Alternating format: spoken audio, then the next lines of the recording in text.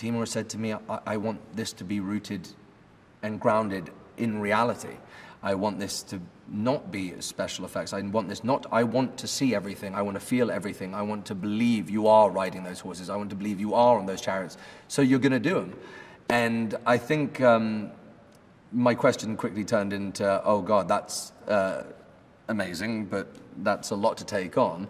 And you suddenly realize with him that it's the kind of thing you want to take on, because he sort of inspires confidence instantly.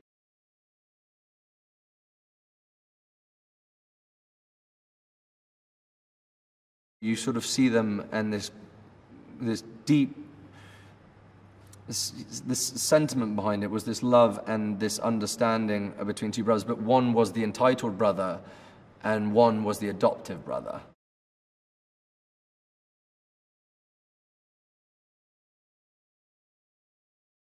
I wash up at shore and Ildrim is there with his people, and you find out very soon that he races chariots. And the only reason he doesn't give me back to the Romans is because I am, well, I guess a self-professed horse whisperer. And I say I can help one of his sick horses. So he takes a chance with me, and soon we become sort of endeared to each other. And he becomes my mentor and friend. And it is about redemption, and it is about remorse and forgiveness. And he is, in his own rather wistful, quiet way, which no one does it better than Morgan, sort of steers Judah in the right direction.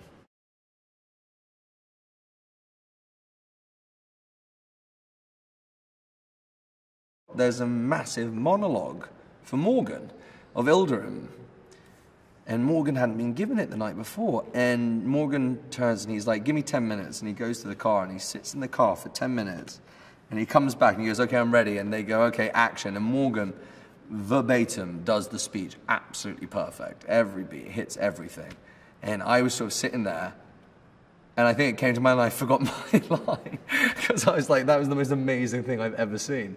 Like 10 minutes later, I'm talking about a proper speech as well, like a monologue, and didn't bat an eyelid, just went and did it, and I was like, God, that is the coolest thing I've ever seen.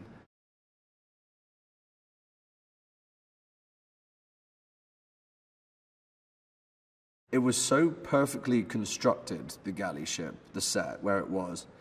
And it was on hydraulics, and it would move, and you would just be hit by water, and you were with hundreds of men in loincloths in a very closed facility, you know, like confined space. And it was hot, and it was in the height of summer and nasty. And it just really, it just pushed it over the edge in the best way, because it was just rough every second. And then it puts you in the mind like, I can't complain because these guys would have done it for years.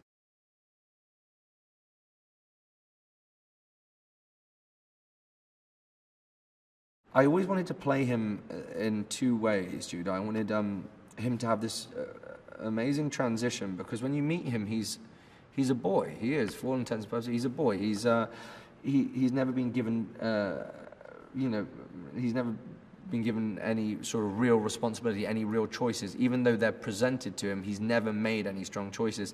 And suddenly he's just forced into this life. And you've got one choice, die or become a man. Did you know that Star Trek Beyond is the first Star Trek film ever to be shot mostly in Vancouver, British Columbia, and not in Hollywood? All existing sets, including those of the Starship Enterprise, will be rebuilt from scratch in a large studio in Vancouver. Do you think we will be able to tell the difference? Click here for more cool videos. Thanks for watching.